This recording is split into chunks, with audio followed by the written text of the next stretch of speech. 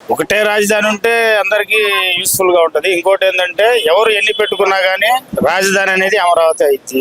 అమరావతి రాజధాని అవటం వల్ల చాలా వరకు కూడా చాలా మందికి కూడా ఉపయోగకరం. అన్ని జిల్లాలకు కూడా సెంటర్ పాయింట్ అమరావతి కాబట్టి రాజధాని ప్రజలందరికీ మన ఆంధ్ర రాష్ట్రంతో మాత్రం అమరావతి రాజధాని అయితే అందరికీ భరోసా దొరికినట్టే. ఇంకోటి ఏంటంటే 3 రాజధానులు ఇవన్నీ అనేది అసలు కుదరన పని. దానివల్ల ఎవరికి యూస్ లేదు. గత ప్రభుత్వం కూడా మేము మామూలుగా స్పెషల్ గా చెప్తున్నాను, గత ప్రభుత్వం కూడా చాలా వాటికి ఇబ్బందులు పెడతాం ప్రజలు, చెప్పి కొన్ని చేయకుండా ఉంటాం. అయినా అతను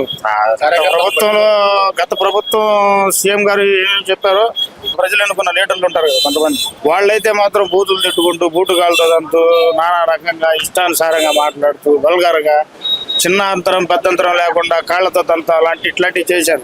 అంతేందుకు నేనే ఉన్నాను. ఫస్ట్ నుంచి కూడా నేను ఒక విధి విధానంలో ఉండేటప్పుడు వైసీపీ గవర్నమెంట్ లో ఉన్నప్పుడు నా మీద కూడా దాడులు జరిగి వాళ్ళు చేశారు. నేను ఆ టైంలో హైదరాబాద్ వెళ్ళిపోయాను.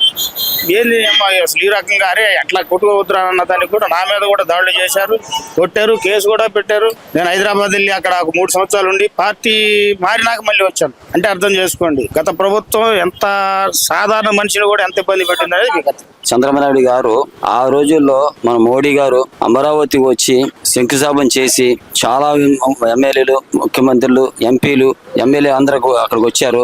వచ్చి శంకుస్థాపన చేశారు, మట్టి కూడా తీసుకెళ్లారు. ఆ రోజుల్లో ఇక మన టైం బాగోలేక జగన్ అన్నయ్య వచ్చాడు. వచ్చిన తర్వాత అతను అమరావతి గురించి, పోలవరం గురించి ఏం పట్టించుకోవాలా. అతను నేను చేస్తా, ఇచ్చేస్తా, అది అని చెప్పేసి 3 చేయాలా 4 చేయాలని లెక్కేసుకొని అతను దాన్ని పట్టించుకోలేదు. అది వెనక్కి వెళ్ళిపోయింది. అయితే మన కూటమి పార్టీ గెలిచిన తర్వాత అమరావతి, పోలవరం పని చాలా జోరుగా జరుగుతున్నాయి. ఇక పని గురించి ఆలోచించలేదు. డెవలప్ చెయ్యాలా అంటే మన ముఖ్యమంత్రి చంద్రబాబు నాయుడు గారు అతని వల్ల అయితే ఇక జగన్ వల్ల అవదు. ఎందుకంటే అతను నిమిషానికి మాట్లాడుతున్నారు. ఏం మాట్లాడితే ఎవరికి అర్థం కావట్లా. అతనికి అవకాశం ఇచ్చారు. ఒకసారి అవకాశం ఇచ్చిన తర్వాత కూడా అతను అవకాశాన్ని నిలబెట్టుకోలేదు. ఏంటంటే నేనే అని చెప్పేసి అతను పక్కన సలహాదారులు కూడాను ఎలా సలహా ఇస్తారంటే ఎదురు కొట్టినట్టు మాట్లాడతారు. ఏంటంటే అతను ఎక్కిన తర్వాత ఒక్క ఇటుగా కూడా పేర్చలేదు. పని కూడా మొదలు పెట్టాదన. అతను ఏంటంటే మంచి పని చేసినోడికి ఎవడెవడు పొల్లెట్టినట్టు అతను వచ్చి మధ్యలో వచ్చి అతను ఏదేదో చెప్తున్నాడు అతను. ఎందుకంటే అది ఏం చేయాలి అర్థం కావట్లా. ఆల్రెడీ ఏంటంటే అన్ని సీట్లు గెలిచి కూడా అంత మెజార్టీ వచ్చి కూడా మళ్ళీ తక్కువ సీట్లు అతను జారిపోయాడు. ప్రజలు చూస్తున్నారు అందరూ. ఎందుకంటే అతను ఏం చేశాడు, ఎలా చేశాడు అందరూ తెలుసు. అయితే మళ్ళీ మన చంద్రబాబు నాయుడు 4వ ముఖ్యమంత్రి అయ్యారు అంటే ప్రజలందరూ మంచి బలం ఇచ్చారు. కూటమి పార్టీ బలం ఇచ్చారు.